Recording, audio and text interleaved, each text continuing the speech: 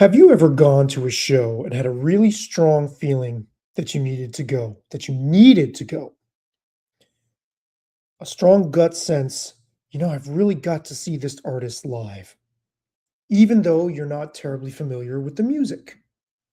Well, I've had that experience many times, and it usually pays off. There usually ends up being something about that artist that I don't know how I knew it, but I just had some sense that there was going to be something there that I that I related to, that the music was going to be resonant with me in some way. And that's exactly what happened the other night when I went to see Joe Jackson, the English singer-songwriter, the legendary new wave figure who went on to do other types of music beyond the new wave paradigm. And I want to tell you all about it. I'm Sabri Reyes Kulkarni, the apostate music journalist. Welcome to the 38th, I believe it is, Feedback Deaf live stream, a daily, sometimes twice, sometimes three times a day, conversation about music, memory, meaning, and life. And before I tell you all about the show, I would invite you to check out the other content on my channel. Well, number one, first and foremost, I would invite you to comment and uh, you know, weigh in with your perspective on this artist, on this type of experience, on your concerts that you've gone to where you didn't really know much about the band or the artist and you went anyway and something happened, as well as checking out the other content on the channel. Of course, hitting the like, subscribe, notification buttons, and if there's a hype button, hitting that as well. That really helps the channel. Okay, so Joe Jackson played here in Rochester, New York at the Kodak Center on Saturday, May 16th, 2026. That was 2 days ago. I knew about this show for a while, and I purposely did not write to the publicist to request a guest list spot. I could have, but I didn't have an assignment confirmed, and I felt like I've gone to the well a few too many times, either with publicists saying, "Hey, do you want to go to this show and cover it?" and offering me, a comp ticket, or with me reaching out to them saying, "Hey, yeah, I'd like to cover this, or I'm considering covering this, or I'm going to cover it." And then, I've talked about this a lot. Um, I end up starting the review and then sitting on it for a while and then feeling like I've really got to present this the right way. And then a week or two goes by, then months go by, then it's no longer current for me to have an occasion to have the review published. And then I feel bad, and I'm sure the publicists do as well. They feel kind of like burned. And so I didn't want to ask for that this time around. Also, going to a show and knowing that you're reviewing it, at least for me, I end up thinking about what I'm going to say while the show is happening, and it takes me out of the moment. And I don't find that particularly pleasant. And I definitely don't want to be, pulling my phone out every 5 minutes to like jot down everything that I think of as it's happening. So I thought I only knew 3 songs by Joe Jackson, even though he's been around since the late 70s and I've heard the name many times. I didn't even like I know almost nothing about him. And certainly before the show, knew almost nothing about him, had barely ever watched any interview footage, couldn't have named the titles of, his most classic albums or anything like that. I thought I knew this. I thought the only songs I knew were Is She Really Going Out with Him? What's the other one? Stepping Out and Got the Time. And the only reason I know Got the Time is because one of my favorite bands, who I just did a live stream about their new song, Anthrax, covered Got the Time on one of my favorite albums by them, one of my 2 favorite albums by them, named Persistence of Time. I recommend if you're into them or into metal at all. I have lots of content on metal on the channel, and specifically my latest video on Anthrax. Um, so I was like, the day of the show, I did not have the funds. I didn't have a spare like 88.50 minimum to go to buy a ticket. And I put up a post on Reddit, just kind of feeling it out to see if there was anybody out there who would be selling one. And I wasn't really interested in waiting till the 11th hour and then giving somebody like half price for what they paid. But I didn't have I couldn't afford to pay for a face value ticket. Three people answered me, and then I was like, look, the funding just isn't there. I don't think this is going to work. I even said to them in direct message, look, if you're willing to let me pay you back or work it off somehow, like do something else, some other kind of, that you need, we can do that. Nobody really responded to that. It started raining pretty heavily in the afternoon leading up to the showtime. And I was like, man, this just isn't in the cards. But then the rain cleared up, and maybe about an hour, maybe about 2 hours before the show, I realized, okay, if I leave now, I can walk to the bus to get one bus to catch another bus downtown to get to the venue, about 20 minutes to have half an hour early. I'll just try my luck. I had this strong sense to just try. Get to the venue, people are like, lining up to walk in.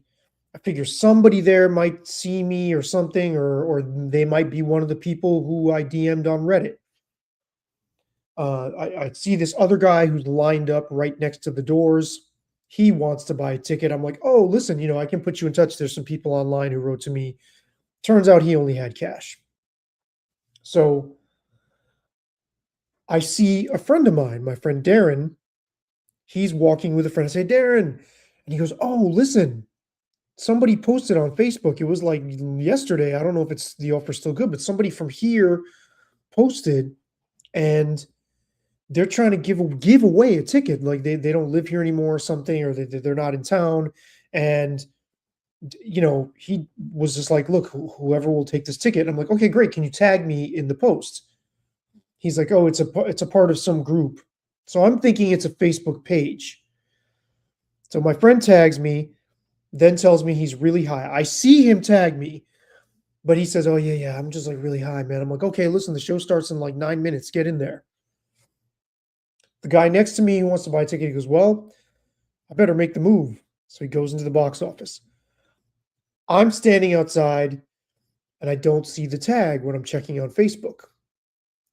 So I'm like, oh boy, this isn't looking good.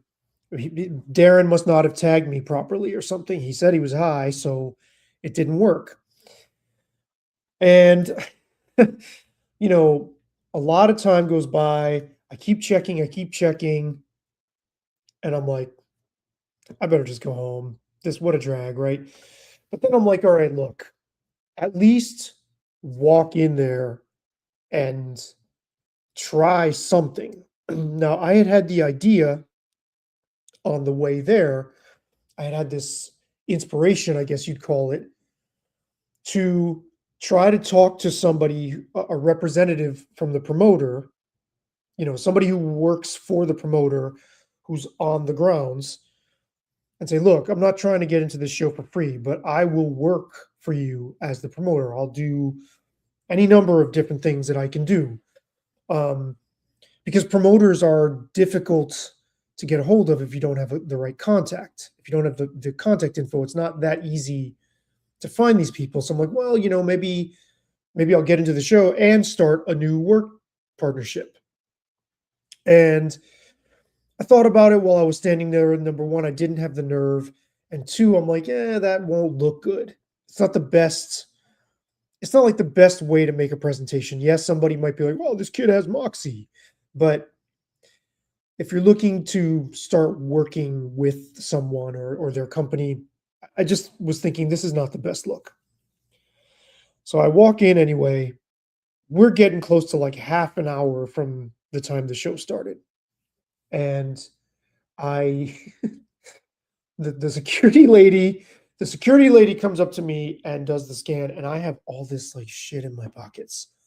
I have my glasses, my earplugs, my mints. I have um, you know, my I don't have a wallet. I have like, my Cash App card and my EBT card. Yes, food stamps. I have that wrapped up in a bunch of like receipts from the supermarket. I I um I have I'm wearing a coat and it's too warm for the coat and I'm wearing shorts. So I look eccentric, which I do that all the time anyway, because my legs don't get as cold as my upper body does. But it's like 60 plus degrees out and it's too warm for my coat. But I brought my coat just in case it would be too cold on the way home. Anyway, so I'm emptying all this stuff from my pockets, and it's just this like pile of stuff. And I have dog treats and dog bags in my pocket that I forgot to take out. And the lady is being really nice, the security lady. She's being really sweet. And she's like, "No, I understand. I do the same thing, but I can tell I look like a vagrant. Like I look like somebody who didn't have the money to get in and is just, possibly even mentally imbalanced or something with all this stuff. I forgot what else I had. But I had to empty out lots of stuff and pile it on the thing, get detected, and then I explained to the lady, "Look, I might be walking right back out in a second." So she goes, "That's okay. Like, just go over to will call." And she points me like in about maybe 15 feet down. There's the box office window, and there is a security guard positioned like several feet away from there to scan people's tickets. So she goes, "Oh, he'll help you with will call." Um, or no, no, no, no. So I go to the will call office, the box office. There's nobody there. So I look to the guy who's like the security ticket scanner guy, and I'm like, um, I look at him. He doesn't acknowledge me. I go back to the lady, and then these two can see each other, like they're not that far apart. I go to the lady. I'm like, "Oh, there's nobody there," and she goes, "Oh, he'll help you out." So I said, "Well, she told me to come to you." He goes, "I don't know what to tell you," and that was it. Just very like shrug. Goes back to looking down. I go back to her. She's on the walkie-talkie now, like, "Oh, can we get somebody at the will call office?" And I'm like, "Fuck, what am I even possibly gonna say to them?" It's oh, but. So I'm like thinking this is like the worst lost cause ever. This is the biggest lost cause. There's no way I'm getting into this show.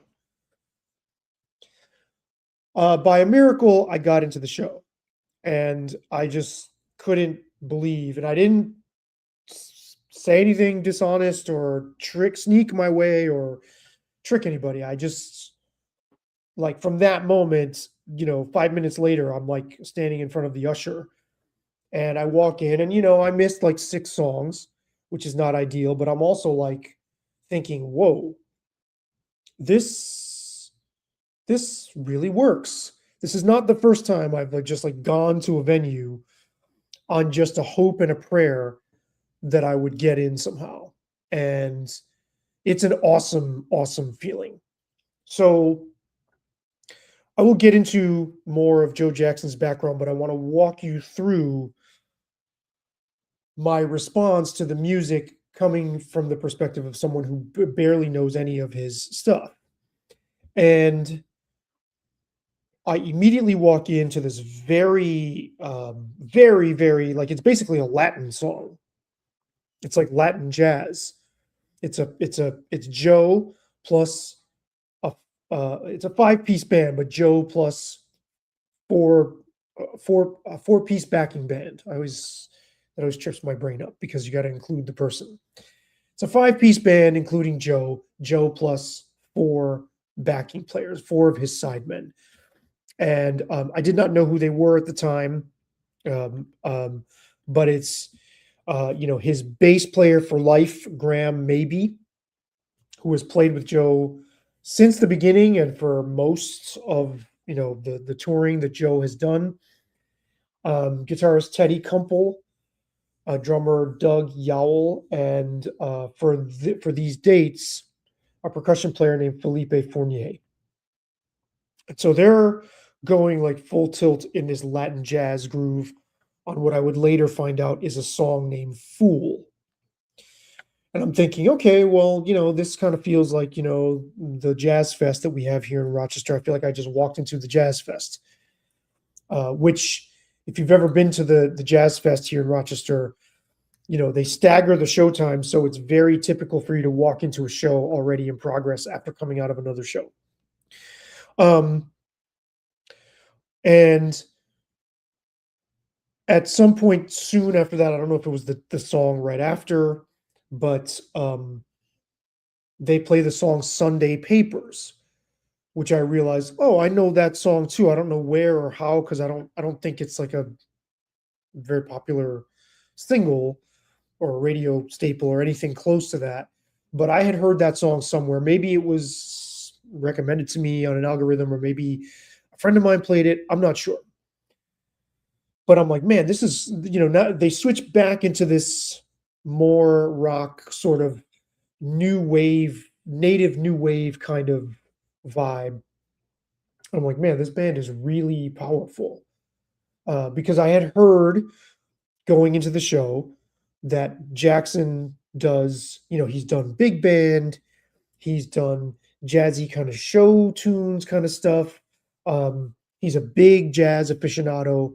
So you're never quite 100% sure what you're going to get. And he is touring behind his new album, which was out last month in April, named Hope and Fury, which combines many of the elements that have been, that he's incorporated in his body of work. Jackson is a formally trained pianist. He started on violin as a child. Um, he was very much into jazz growing up, and he was also really into film scores, so film composition. That affected him very deeply. And I have a clip of an interview that I might play for you where he talks about crying listening to the soundtrack to Ben Hur. And so he is drawn from these various streams, but the work he's best known for is his first three albums, and then um, a couple more in the early 80s, right after he dissolved his original band who played on the first three records. And Graham Maybe was on that stuff obviously as well. Um, and it really hit me at the show, but I also knew this going in that, artists like Elvis Costello, The Police, XTC, they were all swimming sort of in the same waters. That same new wave, sort of new wave going or coming out of punk and post punk into new wave and then into pop and then expanding the parameters of what pop music could be. All of those bands did that. And I was like, wow, I could really see how anybody who loves those other artists as I do would really, really sink their teeth into Joe Jackson's work. And it's something I had been meaning to do for a long time, but for whatever reason, it had just, it was one of those artists that I was perpetually saving for a rainy day. Well, the rainy day literally came, and I'm like, this dude is in his early 70s. He doesn't play here. He has not played here very often. Who knows when there's going to be another shot? So I got to do this now. And I really enjoy seeing bands with not much familiarity. Like I love the experience of hearing songs for the first time in person. It's a really great feeling. And then like the live sound is sort of the great equalizer, almost like they're all part of the same sonic shape. Almost like that is a record in a way. or like an album where, you know, an album is smoothed over, it's mastered so that there's consistency acoustically between the songs, and you get that naturally at a show. So I'm going to play you a performance of Sunday Papers from 2 nights before the show I saw, so you can get a feel for what I was experiencing, because I watched this clip and I was like, "Yeah, that's it right there." Even the shot looks very similar to the view that I had of the band. So here we go. So here's Sunday Papers from Toronto, from Danforth Music Hall in Toronto, uh, on May 14th.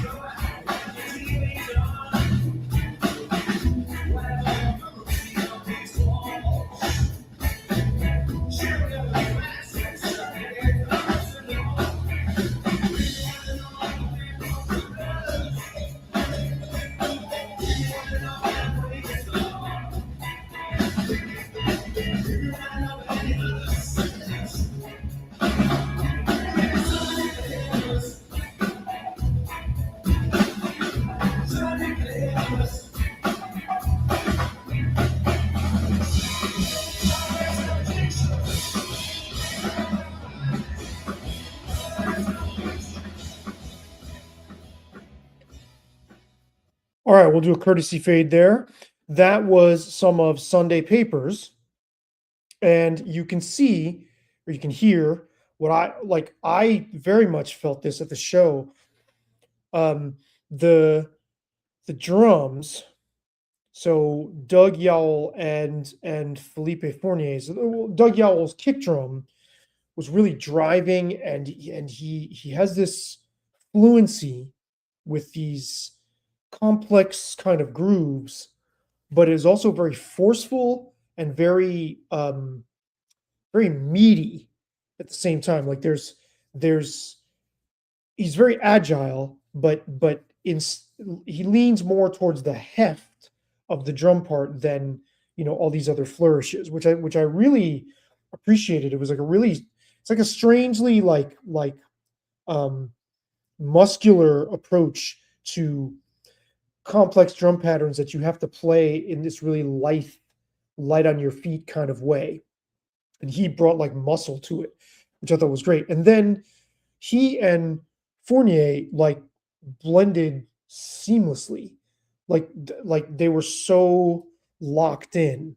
You know, a lot of times Latin percussion, for some reason, you know, and being a Latin person who heard Latin music growing up in my home growing up, um, uh, I feel like the way Latin percussion is mixed, even on Latin records, it kind of jumps out in this way that makes it sound um, too not in your face, but almost like exaggerated, and it kind of gives it a hokey feel that I don't like.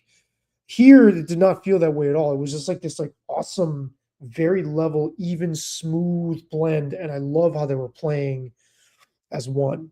And so that's basically the feel that this band had the whole time. Now they, you know, they were mixing it up, but very much staying within the like rock realm, and then taking detours into other styles, but sort of within the overall framing of rock. It wasn't like, oh, now he's going to do you know a big band tune with a four piece and totally like swerve off the road. It wasn't like that. They have very, very, very impressive range, but it was grounded in the stuff that people would know his music for. And in fact, um, he even says, about this album in the press release for the album, he calls this a return to his own mainstream.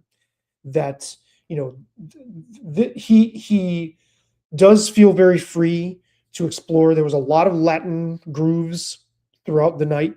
There was solo piano music. He even did a cover towards the end of Sarah Vaughan's vocal version of the Peter Gunn theme, but it was like being interpreted by a rock band, a stripped down, you know, five-piece rock band. And when I've gone back and looked at clips of his from the 80s, it's like, oh yeah, this is kind of, what this guy was known for. Um, I felt that there were times where maybe his either, because he's 71, maybe his manual dexterity is not quite what it once was. There were times where like, he'd do a transition or hit, the accent on a passage and it was slightly off, but it didn't matter at all because there's so much there's so much what's the word? There was a word that came to me when I was describing the show to a friend. There's just so much sincerity there in his playing, and the lines are just beautiful. Anyway, and I even think it maybe even benefited from a little bit of crudeness because, like, his musical mind can be very elegant. There are hints of classical in there and jazz, and again, film composition. So he has this kind of like the way he approaches the piano. It's as if he's writing lines for people to do ballroom dancing to, right? There's a real grace in his playing, and having it be just slightly that ever so slight bit more choppy in the execution, but the mind is still there, is still reaching for what he composed. I actually thought that was a really cool contrast. And there was even a time where the band did a key change and the guitar and the bass like totally like wobbled the key change, and he made a joke about it. I don't know if he was really upset with them or not. I don't know. I couldn't tell. But he even said, we're making mistakes, left and right up here, including myself. But it was still a really powerful musical experience. Like even with those slight like skids, it's like, man, this band feels really tight, really like locked. And I know that sounds like a contradiction because they there are a couple of mistakes, but just like the momentum they were able to generate together was really, really impressive. And I just loved how much feeling he played with. He's not very. It's not that he's not demonstrative. It wasn't because of the way he was moving his body or anything. I was just getting the sense from just the sound that was coming through, how much spirit and soul there is in his playing. He's a very spirited player and writer. And I'm going to play you a little bit of a video of him discussing music. Let's see. Let me where he talks about, this is part of the official promotional video for the latest album. Where he's, this is put out by the label Ear Music, and he's talking about what he was setting out to do with this new record. I'll let him speak in his own words here. One thing I think is not said enough is that it's very difficult to talk about music and write about music. So what happens is very often we end up talking about the lyrics. I mean, a song is a partnership of words and music, but it's not an equal partnership. The music really comes first. But this is what we're up against as musicians, because really what we want to do is play music to people and have it move them, but we end up talking about the lyrics all the time. And I think, I mean, the fact that the music is more important than the words is borne out by the fact that hundreds, thousands of songs are being big hits in countries where people don't understand the words at all. So it's like the power is in the music. Name. That's an interesting point. But perhaps he's maybe downplaying the credit he gets for being such a wry, witty lyricist and an evocative lyricist. He did a song called "End of the Pier," which he felt the need to explain in detail before the song started. And he said that, in England, after the First World War, there was this wave of um, seaside towns who saw lots of tourism from English people who would go on holiday to these seaside resort towns.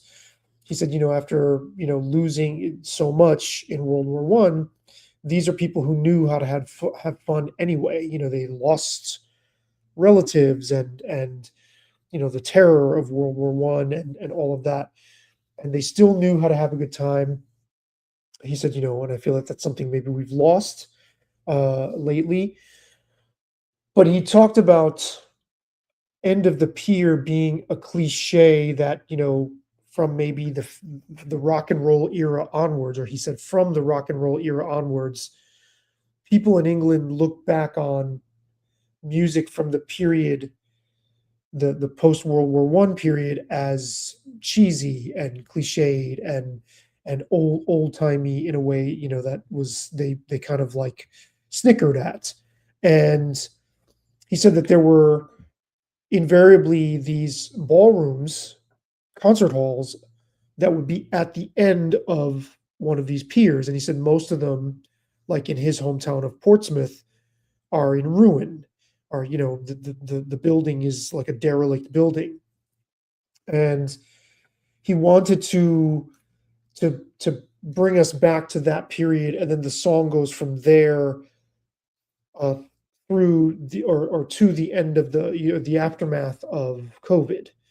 And you could hear it once he explained it, once he sort of set the stage, and you could hear it in the words. And that was a really cool. Um, it was a very. It's not that unusual at a concert for somebody to tell a story and set the tone for the song that gives you more appreciation. But it it really underscored how warm and human of a vibe there was in that room. Most of the audience, a lot of the audience I saw looked older than me. I'm 53. And, a lot of these people must have been teenagers or young adults when Joe Jackson first came on the scene, uh, you know, with his first album in 1979, Look Sharp. Um, and the early 80s, that's a long time ago. That's like 40, let's see, 1979, that is, why am I blanking on the math? That's 47 years ago that Look Sharp was released. So it's been almost 50 years since he's been, a major record performing artist. And there was a palpable sense of appreciation and of also um low key. I mean, there were people that were whistling, and like somebody said, "We love you, Joe." He said, "I love you too," which is pretty funny. I don't think he meant it sarcastically. I couldn't really tell from the distance I was at. Um, but it wasn't a very disruptive or noisy crowd. It was a pretty sedate but very into it audience. The venue helped with that. That venue has just a setup, doesn't really lend itself to um, people moving around very much or chattering. And he got 3 standing ovations. And then I realized, when they walked off right before the encores, I was like, wow, he's having trouble walking. I mean, it's like a challenge for him to walk. It's like, okay, um, there was a real, I think, solidarity between the band and the audience that I really appreciated, and just a solidness, just a like a workmanlike, like, we are a gigging band and we get up here and we do our work and with a smile on our faces, and they seem to really be relishing and enjoying uh, the moment. At least maybe the bass player did, uh, but it was a very, very well executed and powerfully executed show for not being very, like, overtly guitar driven or riff driven music. I was very struck by the power of it, by the, how it was, they could just be like this, like, tidal wave, like rolling through the building. They could create that in sound. Now, I mentioned the song Steppin' Out, which I will show you a performance from 2019 where Jackson explained the construction of that song on stage. And I'll cue it up here because it's a really interesting, like the way he and the band rebuilt the song on stage here was, I think, quite stunning. So here is Steppin' Out from 2019, very similar to what I saw, but he didn't explain the song, he didn't introduce it, and he didn't have this piece of gear that you're about to hear about right now. For anyone who's interested in this kind of thing, it's a Korg Rhythm 55, and it was made in 1979. It still works. All right. So it's really old, but it's still good. Kind of like us.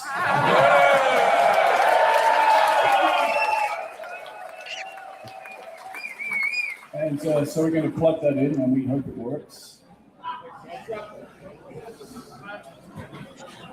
You have to be very careful with it because it's the only one in the world. No, there's one in a zoo somewhere. Okay, and to complete the picture, Teddy is going to play the keyboard, the organ part. Yeah, he even uses his thumbs. It's pretty good. This is worth it for you to wait. Graham is going to play maybe the most important instrument on this track, which is the glockenspiel.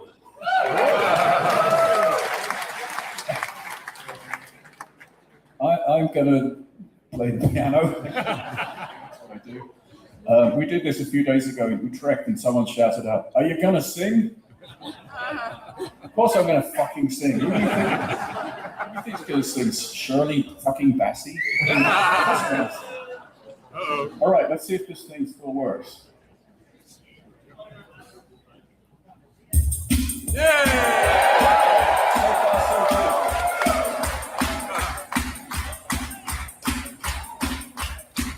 Now we got to add the bass, which is, this is easy because on the record it's a synthesizer and it was programs. And if we could do that in 1982, we can certainly do it now.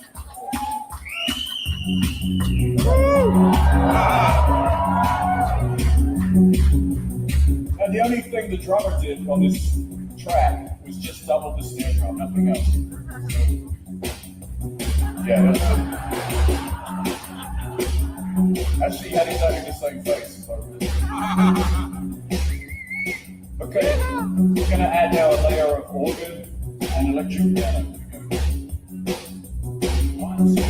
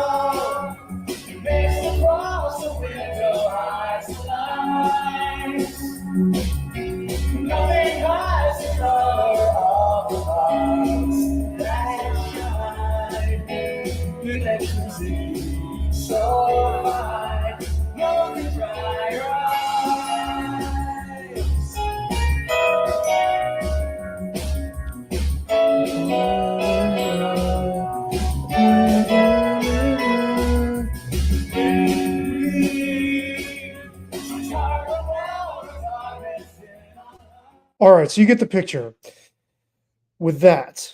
So I had heard that song. That song's from 1981 or 82. And I had heard that song on the radio or I had heard it in the 80s and never knew who it was. It was one of those songs that I was just like, "Oh yeah, I really like that song. Who is that again?" And in it wasn't until 2011 when I heard it in a CVS.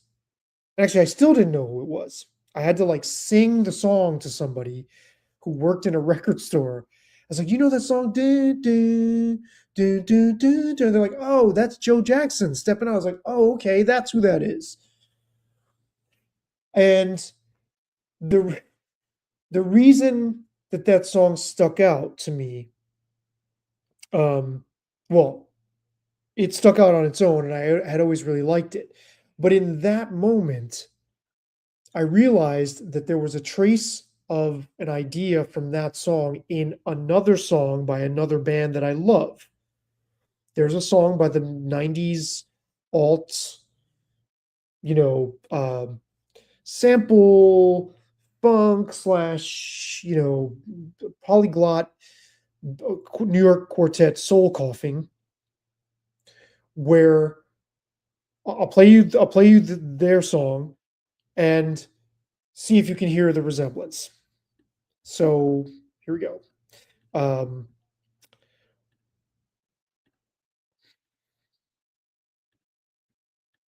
so I absolutely love this section of their song, and it always sounded familiar in this way that I could not place at all. I was like, what does this sound like? What there's something like right at the edge of my like the mental version of the tip of my tongue.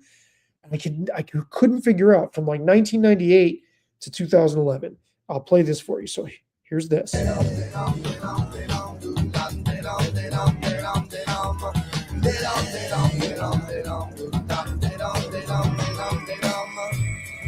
Right here.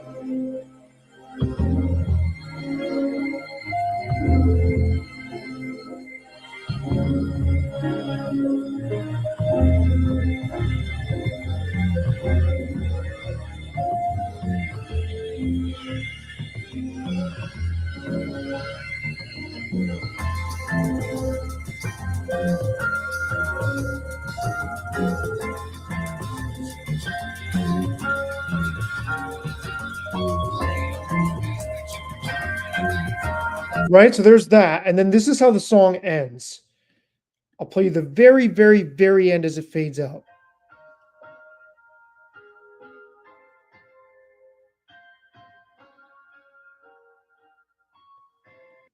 So I'm in a CVS in 2011 and I'm like, "Oh my god, that's it. That's the song I've been trying to place.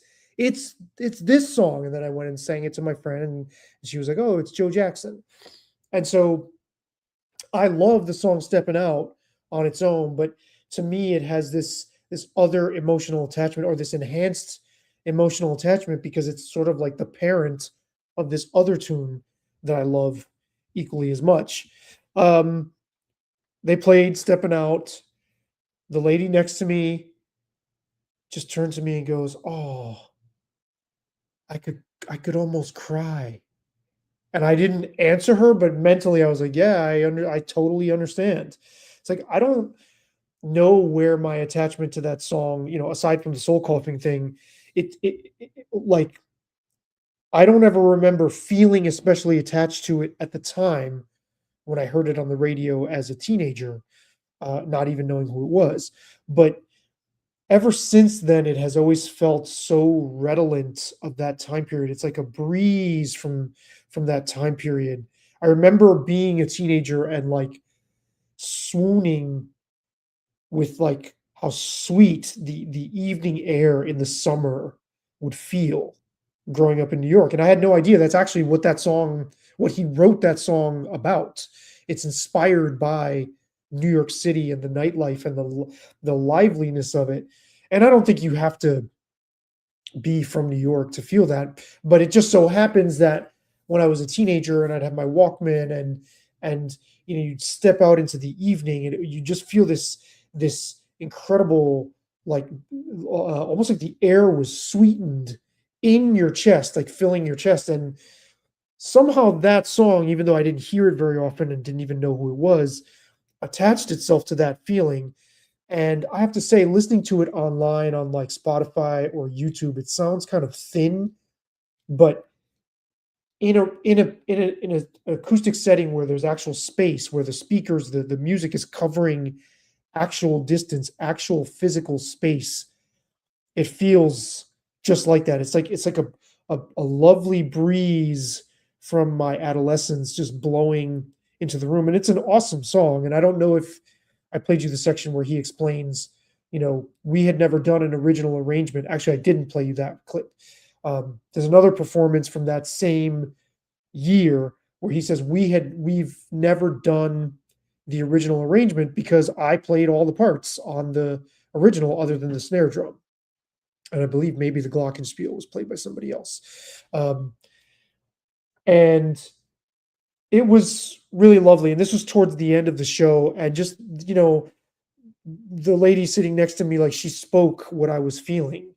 It was just a really, really lovely moment. And to share that with people who are deeply into his catalog was just lovely. And I walked out of there feeling like I got exactly what I was expecting, which is why I had an itch to go to the show, which is like a deeper appreciation for somebody that I had already filed away as an artist that I respect, just from the little tiny bits that I had picked up along the way. I'm like, oh, this guy, I respect him.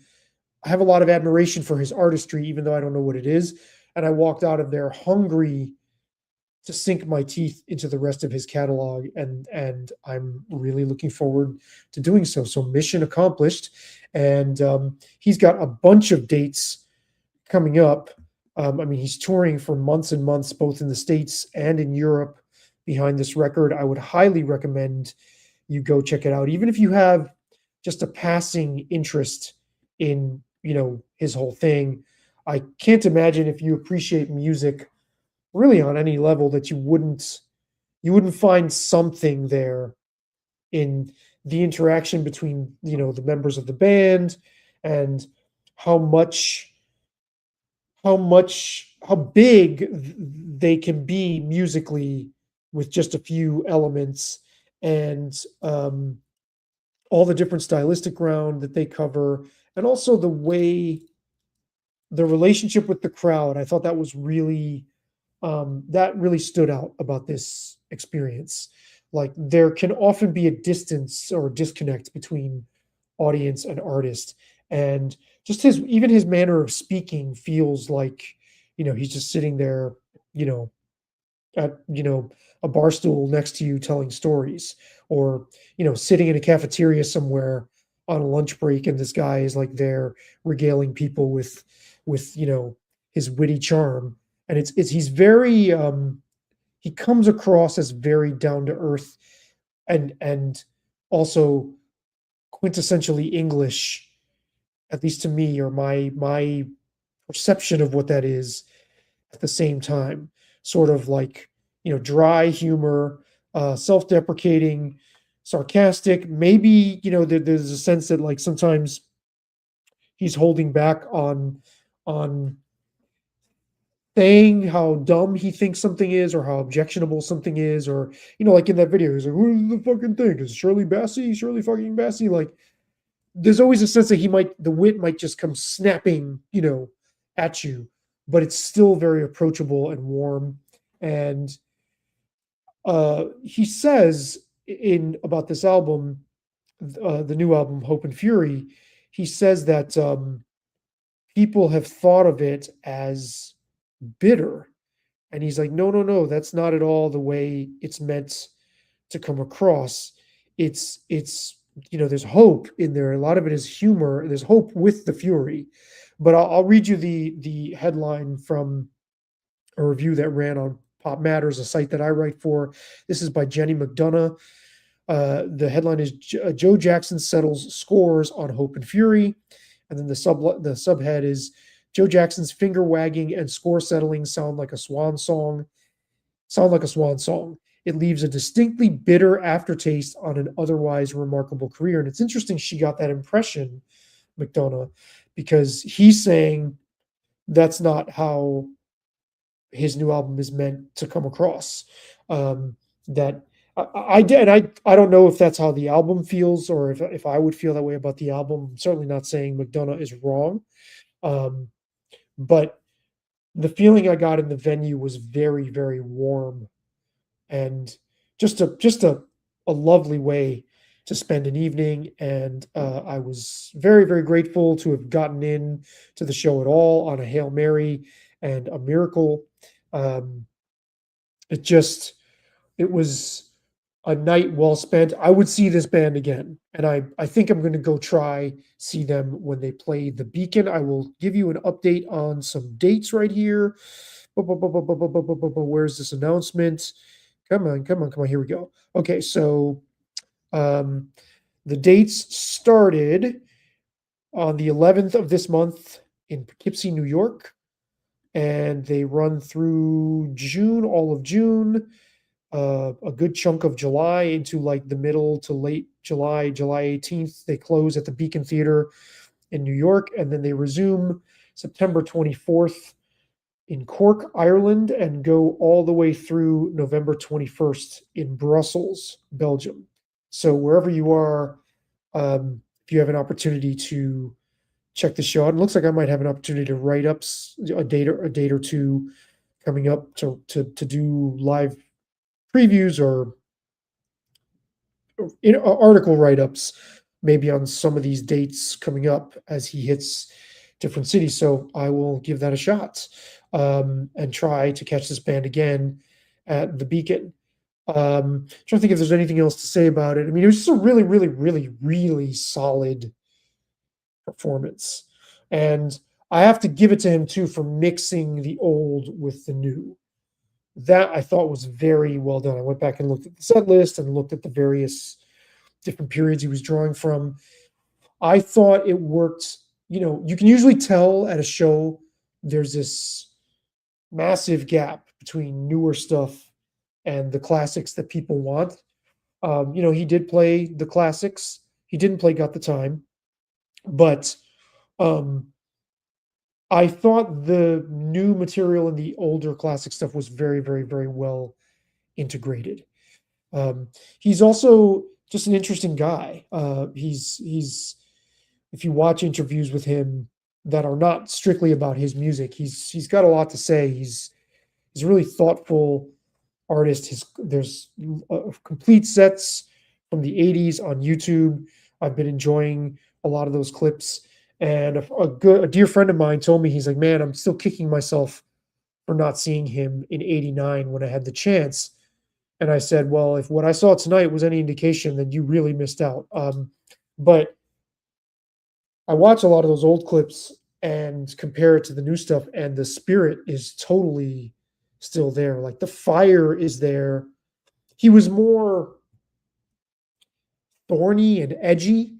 He wasn't quite to like Elvis Costello level, like prickliness on stage, but he was there's more like visible bite and sarcasm, whereas now it's more subdued. But in terms of what gets across through the music, I think this guy has gotten like aged like fine wine in a way. And so if you're into anything from that period, the new wave, post-punk, or post new wave out of post-punk, coming out of post-punk, going into pop, and then into jazz inflected, expansive pop music that is really drawing from many different sources and not just like bubblegummy stuff, not just commercial. I would absolutely recommend that you see him. And if you're a fan of his, I would absolutely recommend that you see him. And even if you're just somebody who's just like curious about music at all, and you're like, oh, Joe Jackson's playing, should I check that out? Maybe I'll check that out. I don't think I could recommend a band any higher than this based on what I experienced. But what do you think? What is your familiarity with Joe Jackson? Have you seen him live? What are some shows that you went to that you weren't that familiar with that ended up, you ended up gambling on going to the show and it paid off? What are some shows that you didn't have a way to get into, you didn't have the money, and you still got into the show anyway? I want to hear all these stories. I want to hear all your stories. Let me know in the comments. Do hit the like, subscribe, notification buttons.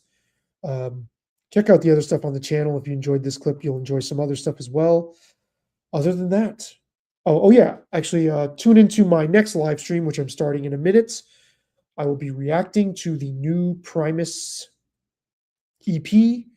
I'll be doing a live reaction. I'm doing it as two separate streams so that, it attracts fans from each of those artists. But yeah, other than that, for Feedback Def, I'm Sabby Reyes Kulkarni, the apostate music journalist, hopping into my next live stream. If you're interested in Primus and want to watch my live reaction, I invite you to join me on there. Otherwise, thanks for hanging with me. Keep checking out Joe Jackson stuff and do see him live. If you have seen him live, I want to hear from you what your experience was. If you've seen him live recently, let me know. Other than that, over and out.